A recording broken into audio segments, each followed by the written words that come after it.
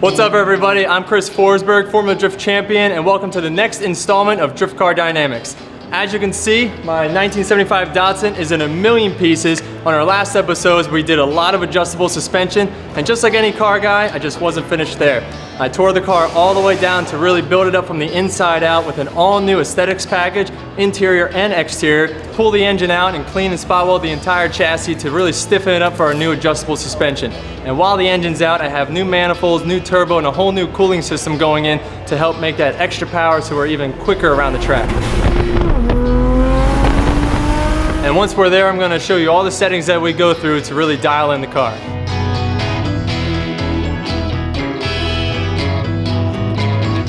So one of the biggest upgrades that we're doing to the RB25 now is a whole new turbo system. Taking off this old, crusty, log-style exhaust manifold, which as you can see is not equal length, it's not a good flow, and it causes like a lot of heat buildup in different regions of the manifold. But it's cast iron, so it'll stay together. However, what we're replacing it with is this beautiful equal length dock race manifold tubular 6-into-1, which gives an incredible amount of flow for a lot more mid-range torque. And then this extra pipe here is for an external wastegate, so we have a much larger valve to control the flow of the exhaust through the turbo to keep boost levels in check.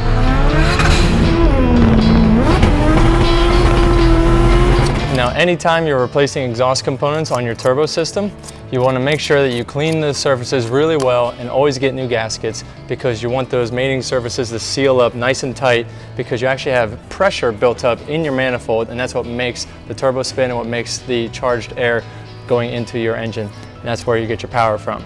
So any extra leak will cause boost lag or just a lack of response from your turbo system.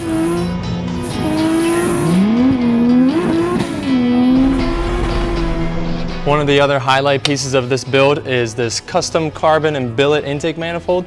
It's the true definition of function and form versus the stock unit, which is a cast piece. It comes up over the top of the engine, causes a very cluttered engine bay and a terrible routing system for a front mount intercooler. This kit gives you a much more direct flow, very lightweight, and a huge single throttle body, which puts it way out in the front, so it's a much shorter and cleaner routing system for your intercooler. Utilizing shorter charge pipes is just like the exhaust system. It gives you faster response and quicker boost time so that you can get the power to the ground a lot quicker. The obvious last piece we need for this setup is our turbocharger, which has just arrived. Perfect timing. Look at that. Nice looking piece. And the nice part about this system is it uses full V-band clamps, so you actually don't even need a gasket. You can just clamp it on there and you can actually rotate it to be in the perfect spot for your application. Now with all the pieces in place, you can get a little bit of a better idea of how the turbo system works. The exhaust gases flow into the backside of this turbocharger, spins this wheel here, which creates charged air coming through this housing, out through the intercooler and into the engine. And like I said, you have a valve here that regulates the pressure in this manifold so that you don't overboost your engine and blow it up. Now another problem with these older cars, especially if you're trying to make a lot of horsepower, is that they do not have good fuel systems. Most of them even came carbureted, so therefore you have to upgrade pretty much the entire setup in order to get the proper fuel flow to your rails. What a surge tank does is it's a secondary reservoir for your fuel, which another fuel pump lives in, so that it doesn't get the cause and effect of fuel sloshing around in a big old gas tank. So now we have a much taller, narrower cylinder with one pump sitting down at the bottom to create a direct flow with no aeration so that we don't cause up burned up pumps or burned up motors. Now the last piece of this engine build is a new set of Tomei cams. On this motor, the camshafts sit on top of the engine because it's an overhead cam setup. What that means is that the cams are spinning on this shaft based off the timing belt, and as they rotate, these lobes will push down on the spring bucket and push the valves open.